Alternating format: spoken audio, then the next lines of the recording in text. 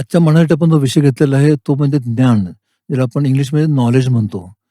परमेश्वर सांगतो, की ज्ञान जे आहे ते परमेश्वरापासून मिळतं आणि स्वर्गीय ज्ञान आहे ते परमेश्वर फक्त आपल्याला देऊ शकतो. आपल्याला यामध्ये उदाहरण दिसेल, की नवीन करारामध्ये प्रभू येशू ख्रिस्ताने त्याचे शिष्य होते, त्यांना ज्ञान दिलं. प्रभू येशू ख्रिस्ताने निकोदेमसला ज्ञान दिलं. प्रभू येशू ख्रिस्ताने धर्मगुरूंना ज्ञान दिलं.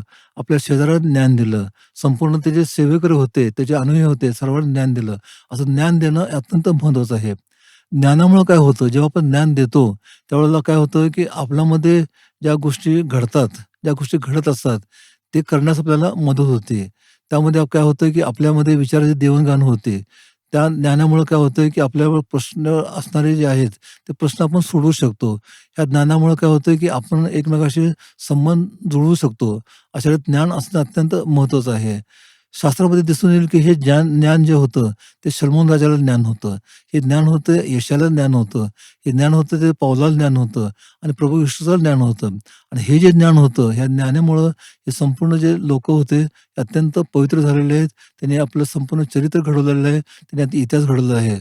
परमेश्वर करो व त्याचे स्वर्गीय ज्ञान जे आहे, ते आपणास सर्वांस देवो आणि हे ज्ञान आपल्या जीवनामध्ये उपयोग पडो, हे एकच इच्छा करत आहे. आपल्याला दिसून येईल, की परमेश्वर म्हणतो, की परमेश्वर भय हे ज्ञानाचा प्रारंभ आहे. आणि जेव्हा परमेश्वर भय आपल्यामध्ये असतं, तेव्हा आपल्याला ज्ञान मिळतं. आणि हे भय मिळण्यासाठी आपण परमेश्वराला संगतीत असणं, प्रार्थनेत असणं अत्यंत महत्त्वाचं आहे.